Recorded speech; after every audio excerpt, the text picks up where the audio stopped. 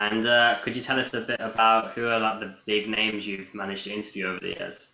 I have interviewed Roberto Carlos, David Villa, um, Raul. I actually announced Oh, Raul's retirement, which Real was Madrid that Raul. was yeah, Oh, that was Oh, my wow.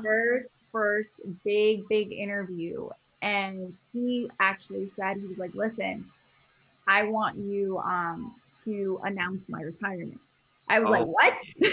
I at that time I was working with him at Cosmos because he retired at Cosmos, and yeah, he had mentioned he was like, "I want you to announce it." To basically do the interview that's going to go worldwide because I don't feel like doing 1,000 interviews with 1,000 people. So the questions that you're going to ask me it's the interview that's going to be put out to a bunch of like oh media. wow, I was shitting myself, let me tell you. I was like 20 years old, I think. Yeah, I was like 20 oh and I was wow. like, oh my God. I was like, this guy wants me to interview Yeah, him. it doesn't get bigger than that, Um, does it? I Wow. have pictures of that day. You can't hear my voice, but all the questions are me. So I'm Yeah. the one that like organized it. That was really cool. Now, I'm really intrigued about Raul. So, how you've obviously met him and know him to like a good extent. How is It he was as a person? insane. So it was funny because when we first met, I didn't really know. It's not that I didn't know who he was. I obviously Yeah. did know who he was, but I've never been the person to be extremely starstruck. Like starstruck, Okay. like I'm just not. Like I look at them and I'm like, hey. And at Yeah. that time, I was still playing. Like I was really into like my playing. Yes. So Dad, that's very uncomfortable. You like stand over there. That's like standing over the camera. So so he ended up just being extremely nice, very humble. Yeah.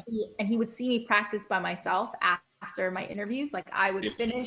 I'd finish working, and I'd go onto the field and I'd start practicing. So he would see like the hunger, and he actually offered. He was like, "Listen," he's like, "I can help you in this process. I can get you in contact Oh wow. with an agent or whatever." Wow. And he like got me in contact with an agent, and like every player that I came across, I have definitely like built some type of relationship, and he was an amazing person.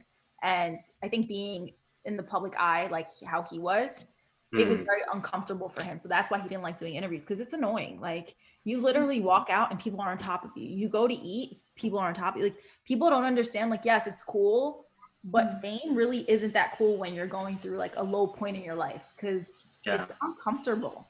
You're Yeah. very vulnerable at that moment.